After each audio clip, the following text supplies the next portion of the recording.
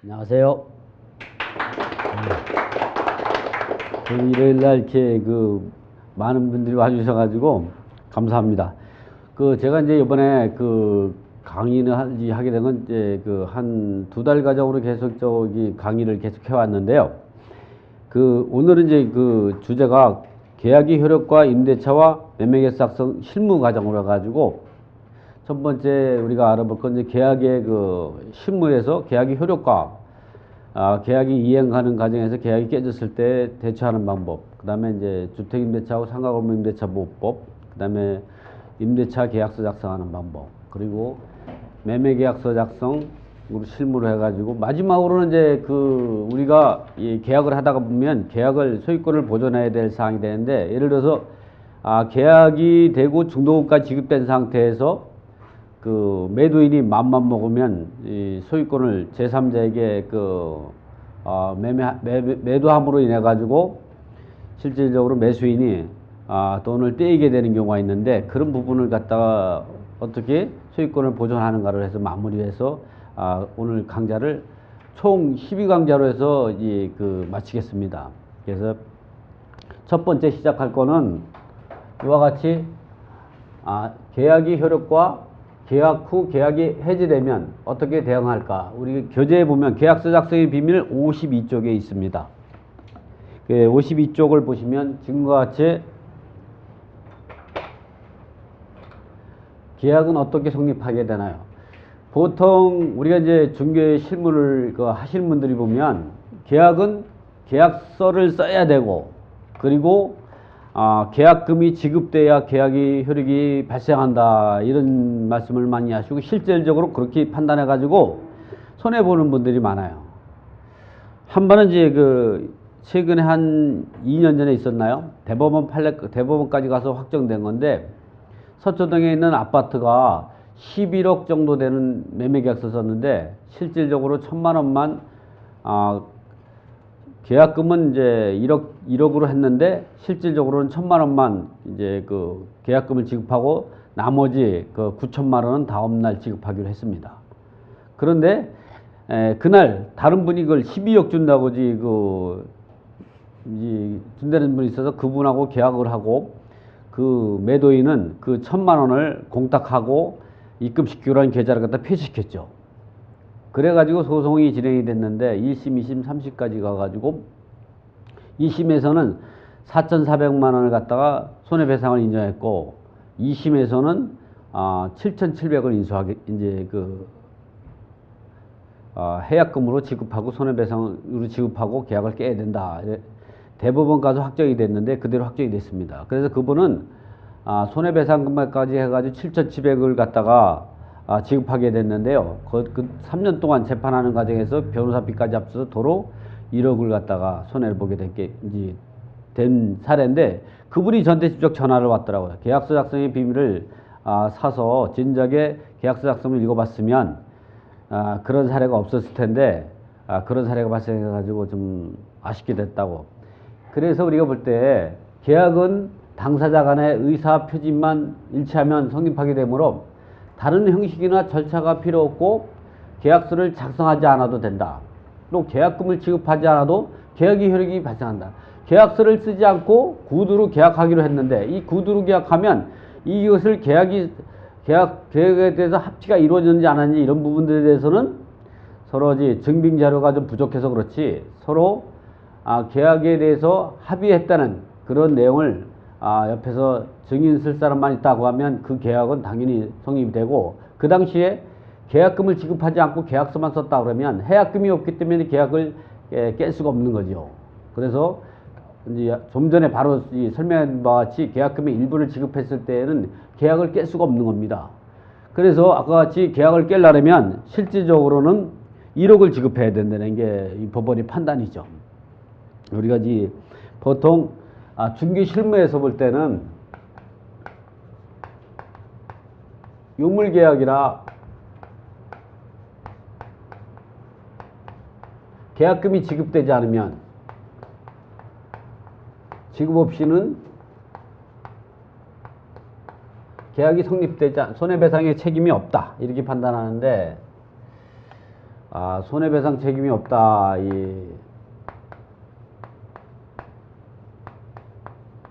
없다고 판단하는데, 이거는 현행 진행되고 있는, 지금은 좀 많은 분들이 많이 아시지만 현행 중개실무가 잘못된 겁니다.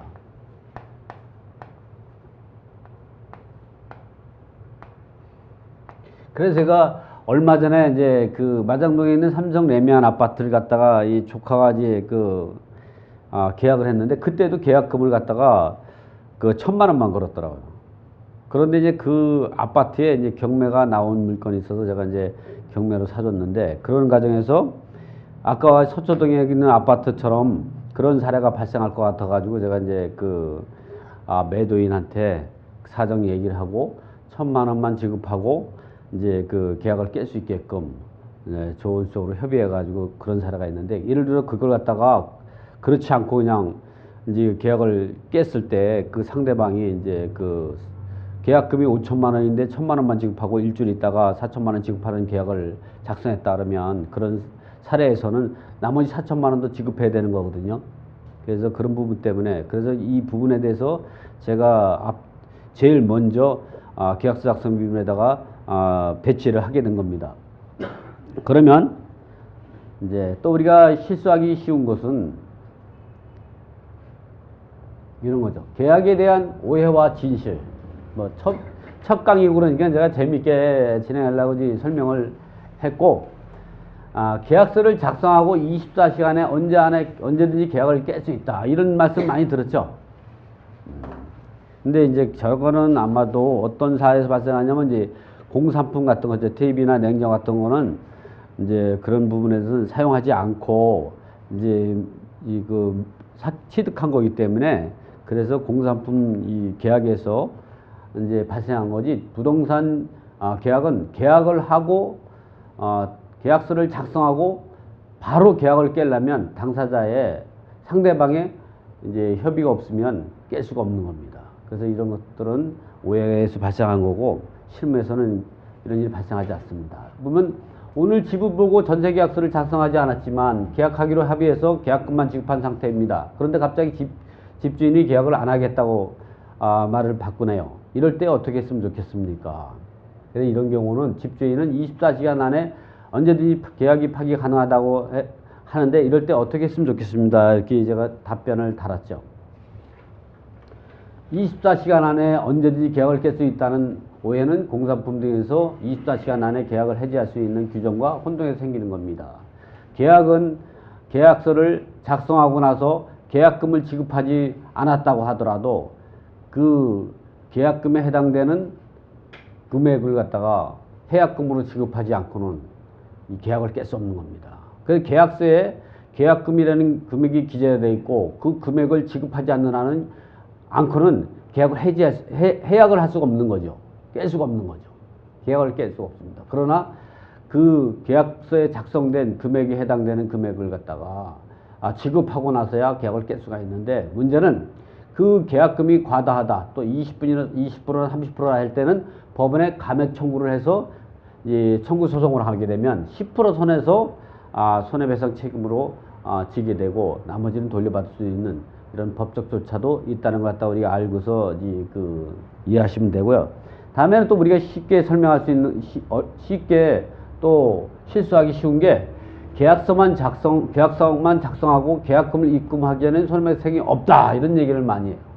그래서 제가 좀 전에도 얘기했지만, 이러한 경우는 중개실무에서 이렇게 하는 경우는 잘못된 거고, 법원에서는 어떻게 판단하냐, 계약만 하고 계약금 전부 또는 일부를 지급하지 아니한 경우라도 계약이 성립하지 못해서 계약을 해지할 수 없고, 이 계약금 계약이라는 건 뭐냐면, 우리가 계약서를 쓰게 되면 주계약이라는 걸 합니다. 주계약.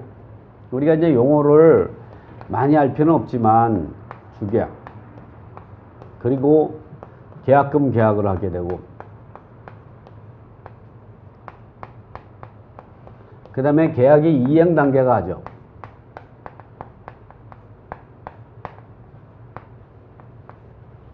이 이행 단계는 것은 중도금이나 잔금 단계를 말씀하는 거예요. 이 다음까지 완료하면은 계약이 완료가 되는 거죠. 이 계약금을 지급하면은 주계약은 계약서를 작성한 계약의 합의라든가 계약의 합의 또는 뭐 계약서를 작성한다. 이 계약서를 작성하지 않아도 계약의 효력이 발생하는 겁니다. 그러나 보통은 이제 계약서를 작성했다 그러면 이 계약을 하게 되는데 이때는 계약금을 입금하는 행위를 말하는 거죠. 이 계약금을 지급하지 않고는 계약을 깰 수가 없습니다. 그러니까 계약금의 일부를 계약금이 1억인데 1,000만 원만 지급했다면 계약을 깰 수가 없는 거죠. 그랬을 때에 그 계약을 갖다가 깨고자 하는 상대방은 소송을 진행해야 되는데 그때에 손해배상 책임 해약금에 해당되는 것들은 1억 상당한 계약서에 작성된 1억 상당한의 금액에 해당하는 금액으로 인정하게 된다 이렇게 이해하시면 됩니다. 그 다음에 이제 우리가 또 다음에는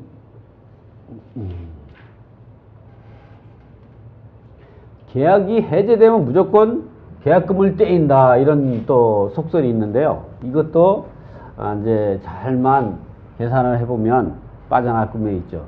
이와같이 해약금 조항만 있고 위약금 조항이 없는 경우 이럴 때는 계약을 깼을 때 그 상대방은 계약금도 돌려줘야 되는 사항이 있죠. 우리가 이 계약이 해제될 때 무조건 내가 계약을 위반했을 때 우리가 계약을 해보면 계약상도에 보면은 이제 뭐 임대인도 있을 수가 있고 임차인도 있을 수 있고 또는 이제 매도인이 있을 수도 있고 매수인이 있는 상황이 발생할 수가 있는데 이럴 때 계약 상대방 간에 계약을 누가 잘못했냐가 말하죠. 예를 들어서 이 임대인이나 매도인이 잘못했다 그러면 이 사람이 계약 위반자가 되는 거고 이게 바로 채무자가 되는 거죠. 법에서는 채무자라고 하는데 이거는 이제 채권자가 되는 거죠. 손해배상의 청구에서 이렇게 됐을 때 이 계약 위반한 사람이 계약을 깨려고 하면 계약 이행 전에는 계약이 이행되기 전까지는 계약금을 해약금으로 지급하고 언제든지 스스로 계약을 해약할 수 있는 거죠. 왜냐하면 이 계약금이 해약금이기 때문에 그렇습니다. 그러나 이 사람이 계약을 갖다가 위반했는데 그 상대방이 계약을 해약하겠다. 계약 위반으로 인한 계약을 갖다가 해약하겠다, 깨겠다 이랬을 주장했을 때는 이 사람은 이 계약금을 돌려줘야 되는 겁니다. 그러니까 여러분이 이제 계약을 할 때 이제 내가 이제 계약을 위반해서 중도금을 지급하지 못하고 있는 상황이 놓여 있는 상태에서 상대방이 너는 중도금을 지급하지 않으려면 계약을 내가 깨고 계약금 내가 몰수하겠다, 손해배상금으로 몰수하겠다 이런 얘기가 나왔다 했을 때 그러시면 그 사람 계약을 깬다는 것도 확정적으로 이렇게 증빙 자료만 가지게 되면 그러면 당신이 계약을 깨겠다는 거냐? 그러면 당신이 계약금 중도금을 지급하지 않았기 때문에 나는 계약을 깨겠다. 이런 순간이 나오는 순간, 그러면 내 계약은 업동으로 되는 거니까 내 계약금은 돌려주십시오. 이렇게 말할 수가 있는 거죠. 본인이 스스로 내가 계약을 안 하겠다 할 때 계약금을 해약금으로 지급하고 계약을 깰 수 있는 거죠. 계약을 계약을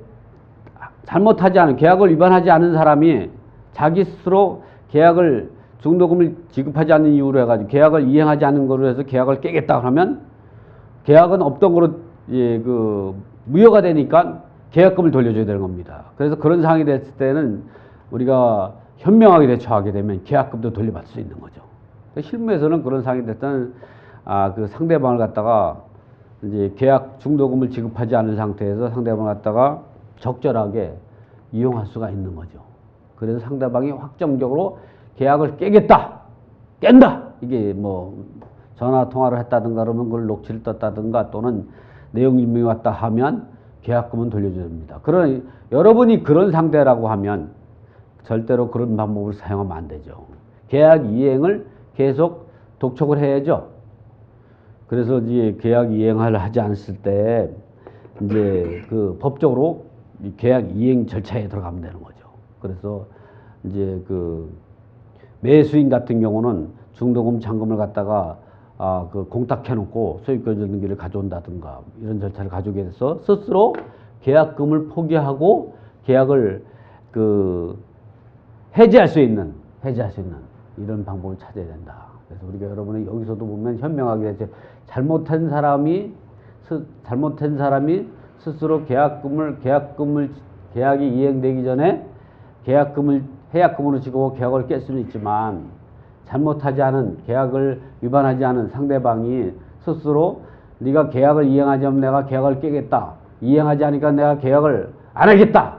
이런 순간 계약은 무효가 되고 원천부터 없었던 것이 되니까 계약금을 돌려줘야 되는 거죠.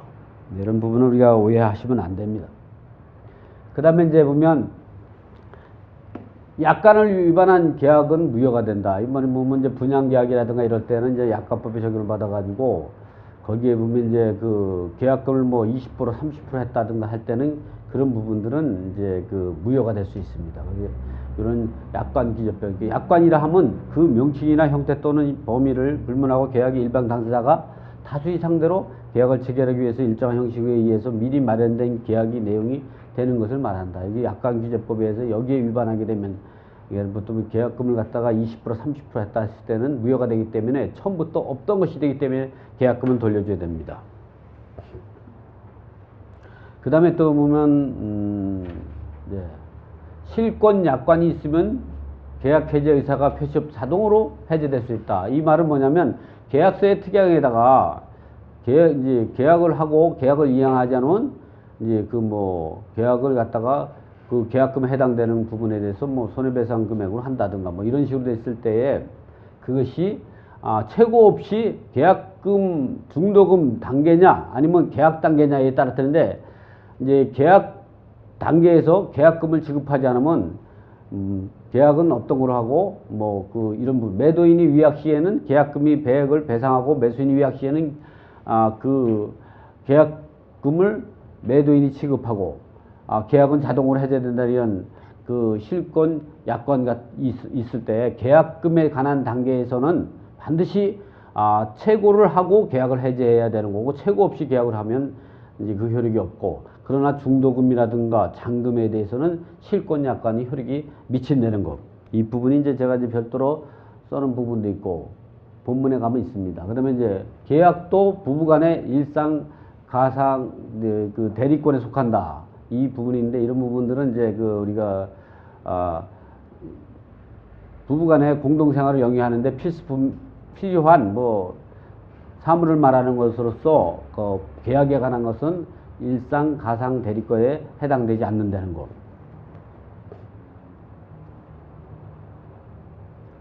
또 임차 보증금이 손해가 발생하면 중개업소에서 100% 책임을 진다. 이 부분도 사실은 계약할 때 중개업소에 100% 책임다 그러지만 중개업소에 과실이 없다 그러면 책임이 없습니다.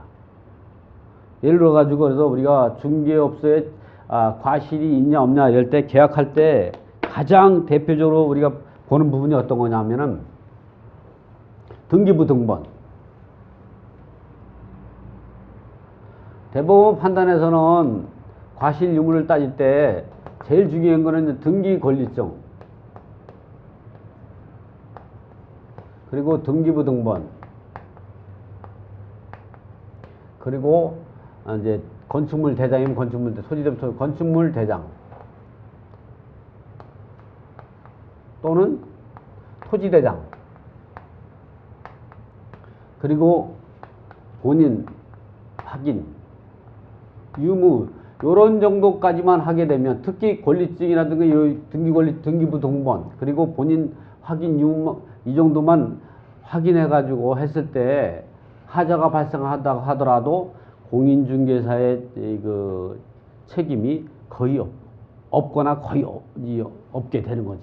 그래서 특히 우리가 이제 계약서를 쓸 때 반드시 우리가 하게 되는 거는, 보통은 등기부등본하고 건축물대장, 토지대장, 그리고 본인 신분증 확인 등을만 끝나는데, 실무에서는 등기권리증을 확인했냐 안 했냐, 이게 가장 어떻게 보면 기준점이 된다는 걸 생각하고, 계약할 때는 반드시 등기권리증을 가져오도록 해서 확인하는 작업을, 보통 우리 실무에서 보면 등기할 때만 등기권리증을 첨부하도록 하는데, 이 부분을 갖고 하게 된다면 아무래도 손실이 많죠. 그렇지만 계약할 때 등기부에 선수리 채권이 많은데도 불구하고 매매가 썼다고 하면 그 과실 책임은 아무래도 중개사무실에서 60% 정도 과실이 발생하게 되는 거죠. 그게 선수리 채권이 많으냐 적겠냐에 따라서, 또는 이제 예를 들어서 소유자가 아닌 자와 계약서를 작성했다, 이때는 거의 과실 책임이 90%가 넘겠죠. 90%. 이런 부분들은 제가 이 판례를 기준으로 해가지고 많은 사례를 갖다가 넣어놨으니까, 교재를 보고서 이해하시면 이제 이러한 대응할 때 도움이 많이 될 겁니다.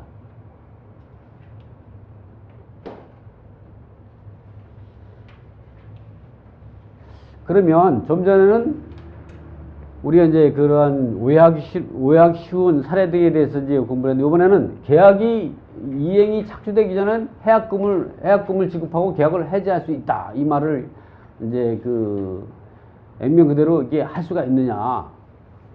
계약이 이행이 되기 전에는 계약 당사자는 누구나가 임대인이나 임차인이나 또는 매도인이나 그다음에 매수인이나 이제 계약 당사자는 스스로 해약금을 지급하고 계약을 할 수 있다. 이게 민법 565조 규정에 의해서 지급하는데, 계약이 이행이 착수 전에라도 계약을 해지할 수가 있는 사례가 있어요.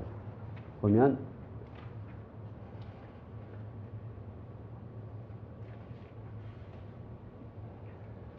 상대방이 계약이 이행이 착수하기 전에 해약금을 원하는 계약 당사자가 해약금을 지급하고 임의로 계약을 할 수가 있다고 했는데, 민법 565조에 부동산 매매계약서, 계약이 해제, 매수인 또는 임차인이 중도금을 지급하기 전에는 매도인은 계약금 배액을 상하고, 매수인은 계약금을 포기하고 본계약을 해지할 수 있다.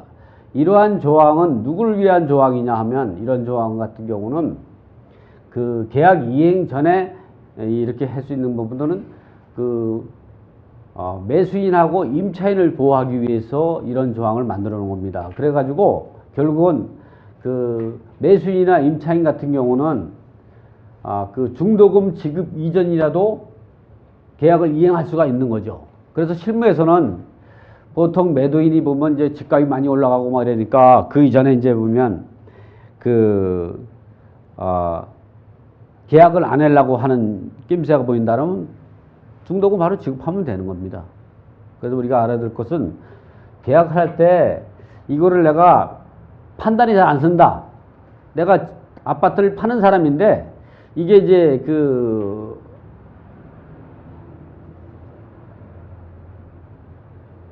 안 팔 수도 있다, 이런 가정이 생긴다라면 특약사항에다가 그런 내용을 합니다. 중도금은 반드시 중도금 지급 기일 이전에 지급해서는 안 된다, 이런 내용을 특이하게 넣어야 됩니다. 중도금은. 이런 내용이 없으면 매수인이나 임차인 같은 경우는 계약 후 언제든지 계약금을 지급할 수가 있는 거죠. 아니, 중도금이나 잔금을 지급할 수 있는 거죠. 이러한 내용은 중도금이나 잔금에 관한 규정은 매도인이나 임대인을 위한 규정이 아니라 임차인하고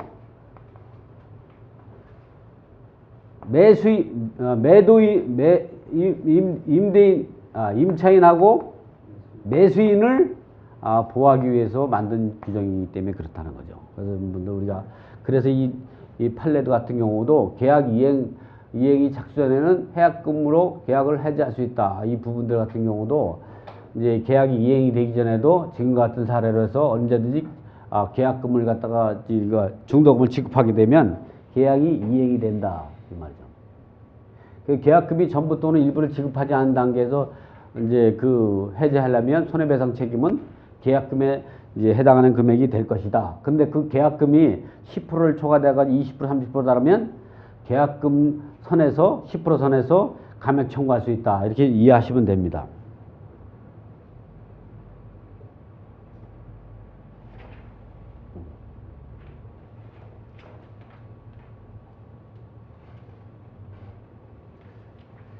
계약금이 교부되지 않았다면 또는 계약금이 일부만 교부되었다면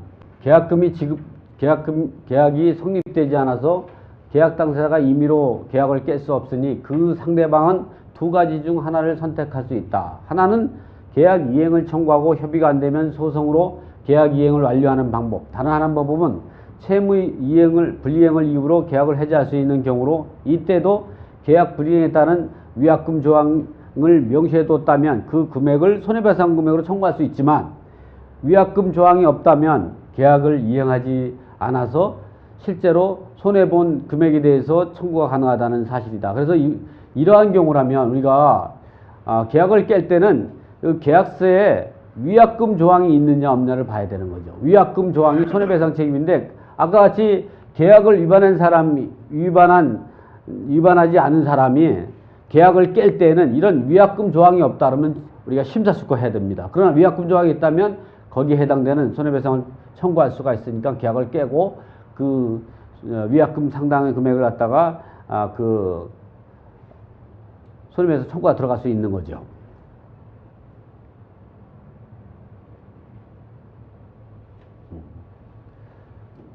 중도금 지급기 이전에도 언제든지 계약을 해지할 수 있는 것은 아니다. 이와 같이 중도금 지급기 이전에도 그 매수인이라든가 임차인을 보호하기 위해서 중도금 잔금 날짜가 있기 때문에 그러한 내용들은 그 매도인이라든가 임대인을 위한 보호 규정이 아니기 때문에 언제든지 그 중도금 잔금을 치를 수가 있다. 그러나 이러한 것들이 걱정이 된다 그러면 반드시 특약사항에다가 중도금이나 잔금은 그 지급된 기일 아니면 지급할 수 없다. 이런 특약사항을 갖다 넣게 되면 괜찮다든가 이런 부분들은 필요에 따라서 내게 필요한 사항이라면 상대방이 내가 불리하다 그러면 그런 내용은 안 넣는 게 좋죠. 이런 내용들은. 그래서 이게 매수인이라든가 임차인 같은 경우는 이런 규정을 안 넣는 게 좋죠. 그러면 언제든지 지급할 수가 있는 거죠. 그래서 이런 부분들은 우리가 상식대로 생각하지 마시고 이 법대로 이렇게 판단하시면 된다는 것. 이번엔 상대방이 채무불이행으로 계약해서 청구할 수 있는 손해배상은 계약이 해제되면 그 계약금은 처음부터 없었던 것과 같이 소급적으로 무효가 되어 계약이 체결되기 전 상태로 회복시킬 의무를 갖게 돼 매도인 또는 임대인은 매수인, 임차인에게 받은 계약금을 반환해야 한다. 다만 매도인은 채무불이행을 계약을 이행하지 못하게 된 한 매수인에 대해서 계약 해지로 인한 실제 손해본 금액에 대해서만 배상을 청구할 수가 있는데 이 실제 손해본 금액에 대해서는 그 상대방이 그 입증을 해야 되니까 그 입증을 했다고 하더라도 그 금액이 상당히 적을 수밖에 없기 때문에 어차피 계약을 갖다 위반하지 않은 사람으로서는 상당히 불이익을 보게 되는 거죠. 그럴 때에는 계약 이행을 독촉 최고하면서 상대방이 스스로 해약금을 지고 계약을 깰 수 있는 방법으로 이제 가야 된다. 위약금 약정이 없다면 이런 방법이 돼. 위약금 약정이 있다면 계약을 그 해제를 통지하고 위약금을 손해배상 금액으로 청구할 수가 있겠죠. 이렇게 있다고 하면 이런 내용들을 제가 적어놨고. 보통 이제 그 위약금이 과다하다고 판단되면 보통 위약금이 손해배상 책임이 금액으로 하는데 이 위약금이 과다하다고 판단하면 이거를 감액 청구할 수가 있는데 민법 368조의 2항에 따라서 법원은 감액 청구서는 감액 청구할 수 있는데 계약금이 10% 이하인 경우는 그대로 판결되는 경우가 일반적이고, 계약금이 10%를 초과된 경우라고 하면, 예를 들어서 계약금을 20% 이상이라고 하면, 이러한 경우는 이제 이 계약금을 20%로 해서 위약금을 판단한다고 따지면, 이런 경우 법원에 소송을 하면 10% 선에서 이 판단날 가능성이 높습니다. 그래서 이게 계약금이 20%로 하다든 30%로 계약을 했는데, 이 부분을 갖다가 위약금으로 정한다, 이 판단했을 때는 이 위약금이 과다하다고 그래가지고 민법 398조 제2항에 따라서 감액을 청구할 수가 있는 거죠. 저런 부분이 있다 그러면 그냥 20% 30% 손해 보지 마시고 이제 이렇게 감액 청구를 해가지고 손해를 갖다가 줄일 수 있는 이 방법을 모색해야 합니다.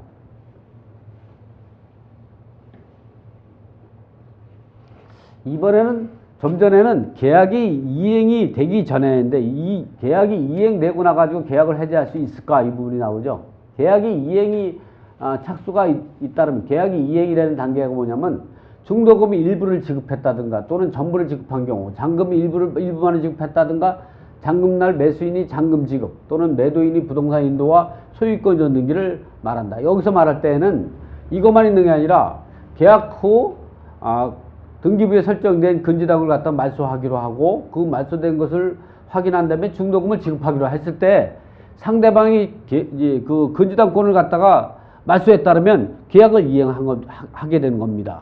여기서 계약의 이행이 상대방은 누구냐?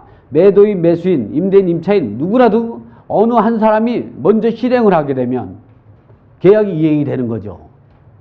그래서 이제 그 잘못한 사람이 꼭 이행을 안 해야만이 계약이 이행이 단계가 계약이 이행이 착수가 안 된 것이 아니라, 누구라도 먼저 어떤 행위를 했을 때, 뭐 예를 들어서 이제 임대차 계약을 썼는데 임차인이 입주하기 전에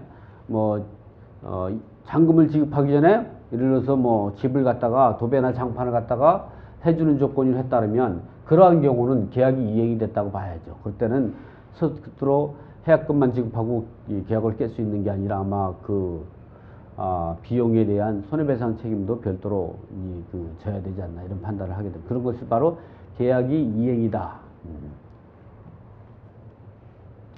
계약 이행이 착수가 있은 후 계약을 해제는 계약금을 지급 후 중도금 일부 전부를 지급했거나 잔금 일부를 지급한 경우와 같이 계약이 이행이 착수된 경우 당사자 간의 합의 해제가 없으면 계약을 할 수가 없습니다. 그래서 이럴 때는 계약이 이행이 될 때는 약정 해제, 법정 해제로 뺏기 계약을 해제할 수밖에 없는 거죠. 그래서 법정 해제는 계약을 잘못하지 않은 계약 위반의 상대방이 주장할 수가 있는 거기 때문에, 이 약정 해제는 계약서에 어떠한 조항을 넣어놓는 거죠. 이러한 사항이 돼가지고 서로 간에 계약을 안 하게 됐을 때는 특약상에 언제든지 해약금 없이 계약금을 이제 돌려주기로 한다든가, 이런 약정 해제가 따르면 계약에 의해서 하는 거지만, 이 법정 해제는 법률의 규정에 의해서 해제이기 때문에 계약을 위반한 사람은 계약을 깰 수가 없는 거죠. 그 상대방이 협조를 해줘야 되기 때문에 합의 해제가 아닌다면 계약을 깰 수가 없는 겁니다.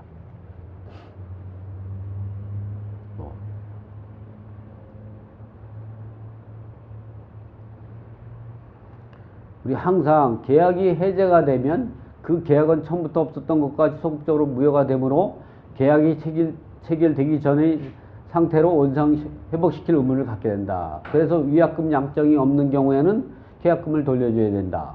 그리고 실제 손해배상금으로 청구가 가능한데, 이 실제 손해보험을 갖다가 청구해봐야 금액이 미미하다. 그러니까 이런 부분이 위약금 조항을 우리가 둘 것이지 안 둘 것이지 할 때는, 내가 계약을 깰 수 있는 염려가 걱정이 된다면 위약금 조항을 안 두는 게 좋죠. 그러나 내가 계약을 깨지 않겠다고 상대방이 깨는 게 두렵다 그러면 위약금 조항을 반드시 두거나 위약금 조항을 이제 높은 금액으로 할 수가 있는 거죠. 아니면 위약벌로 정하는 방법도 괜찮습니다.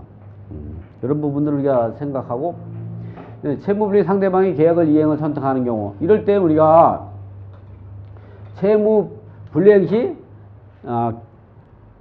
계약을 위반하지 않은 사람이 계약 이행을 선택을 하게 되면 어떻게 하냐면은 이 법정 해제권은 채무 불이행자의 상대방에게만 주어지는 것으로 채무 불이행자는 계약 이행이 되고 나서는 계약 해제권이 없으므로 그 상대방이 계약이 이행이 되는 것은 중도금이라든가 잔금 일부를 지급했을 때 계약이 이행된다 그랬죠. 이럴 때는 해제권이 없기 때문에 그 상대방은 계약 해제권을 행사할 수가 없는 거죠. 따라서 이제 계약을 위반하지 않은 사람이 그 계약 위반한 상대방에게 계약을 이행하는 쪽에서 의무 이행, 즉 무조건 되는 게 아니라 동시행이기 때문에 매도인 같은 경우는 소유권 전 구비 서류라든가 주거나 소유권서를 중개업소, 법무사, 변호사 사무실 등에다가 보관하거나 매수인은 대금을 준비한 통장을 보여주는 방법 등으로 준비한 사실을 입증해야 하고 이러한 증빙 서류, 사본과 원본을 보관하고 있는 중개업소 등이 확인서를 첨부하여 상대방의 내용 임무도 일정 기간 동안 7회 10일 동안 정해서 의무를 이행을 하고 그래도 이 의무를 지행하지 않으면 이 매도인 같은 경우는 이제 그 대금 청구하고 매수인 같은 경우는 소유권 잔금을 갖다가 그 공탁하고 소유권 등기를 이 법원에 청구하면 되는 거죠. 그래도 상대방이 의무를 이행하지 않으면 법원에 매매대금 지급의 소를 제기해야 한다. 이때 소장에도 매도인은 소유권 등기를 서류를 무슨 보관에 법무사 보관시키고 있어서 언제든지 매수인이 매매대금을 지급하면 소유권 이전을 할 수 있다는 해서 상대방을 동시행해서 이제 그 지체에 빠뜨려야 되는 거죠. 매수인이 계약을 이행하지 않는 경우는 위와 같이 되지만 매도인이 계약을 이행하지 않는 경우라도 마찬가지로 법원이 매매대금을 공탁하고 소유권 등기를 소를 제기해서 판결로 소유권 이전 등기를 받으면 된다. 그래서 우리가 보면은 여기서 중요한 거는 계약을 깰 때 그것도 상당히 세련되게 해야 된다. 예를 들어서 이제 방울꾼 놈이 더 성낸다고 이 계약을 갖다 위반하지 않은 사람이 잘못하다가는 그 계약금까지 돌려주고 손해배상금을 청구하지 못하는 사례가 발생하니까 이제 그 우리가 계약금만 지급한 상태는 계약금을 해약금으로 지급하고 이제 계약을 언제든지 스스로 깰 수 있지만 그것은 계약을 위반하지 않은 상대방이 계약을 깰 수 있는 건 아니죠. 그랬을 때는 계약을 위반한 사람이 스스로 해약금을 지급하고 계약을 깰 수 있게 하려면 계약 이행을 독촉하는 절차로 해서 스스로 해약금을 지급하고 계약을 이제 깰 수 있게끔 나가고 계약이 이행이 된 상태에서는 계약을 위반한 사람은 계약을 깰 수가 없습니다. 그럴 때는 계약의 이행을 독촉하고 내가 계약을 이행할 때 매도인이라고 하면 매매대금을 청구소를 제기하면 되고 매수인이라고 하면 그 매매대금을 공탁하고 소유권 등기 절차를 갖다가 법원에 청구하면 된다. 이래서 우리가 보면 잘못하다가는 이제 계약을 위반했다고 해서 중도금을 지급하지 않을 때는 계약을 해제하겠다 하게 됐을 때는 이미 받은 그 계약금에 해당하는 금액에 대해서 이 반환해 줘야 된다. 그때에 우리가 생각하는 위약금이 있느냐 위약금이 없느냐 이에 따라서 위약금 규정이 없다고 하면 조심해야 되지만 위약금 조항이 있다 그러면 이제 그 계약을 위반하지 않은 상대방은 계약을 해제할 수가 있는 거. 그때 위약금이 손해배상 이제 금액에 해당된다 이렇게 판단하시면 됩니다. 이렇게 네. 매매대금 지급의 청구서를 해서 그 다음 절차가 어떻게 될까요? 이제 어차피 해지되려는 사람은 그 위약금을 받으려고 하는 것일 텐데. 네. 그러면 그 소가 진행이 되면서 결과를 어떻게 유도돼야 돼요? 이제 보면 이제 매도인이 이제 집을 팔았는데 상대방이 이제 그 매매 대금을 지급하지 않는 거잖아요. 이미 그 상태에는 계약금, 중도금 같은 걸 지급한 상태잖아요. 그래서 그 돈을 보관하고 있는 상태에서 예를 들어서 계약이 깨진다면 중도금을 돌려줘야 되는 상황이 되는 거거든. 실질적으로 위약금 조항이 있다고 하더라도 중도금은 대부분이 돌릴 수밖에 없는 상황이에요.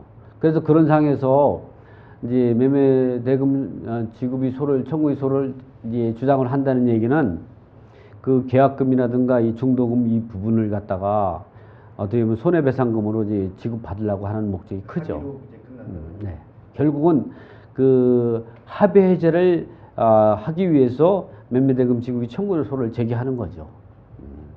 그럼 결국은 이제 그렇게 했을 때 계약금만 갖고 이제 그 이 손해배상금이 안 되고 중도금의 일부도 합의제로 지급받고 한다. 그런 상황이 안 된다고 그러면 그리고 계약이 깨진다 그러면 계약금에 해당되는 금액만큼만 받고서 계약이 깨질 수밖에 없지만 그리고 계약이 매매대금 지급이 청구이소를 진행한다 그러면 어떻게 하냐면 이제 계약금이 해당하는 중도금 대부분을 갖다가 손해배상으로 청구 들어갈 수 있도록 상대방이 합의에 들어오겠죠.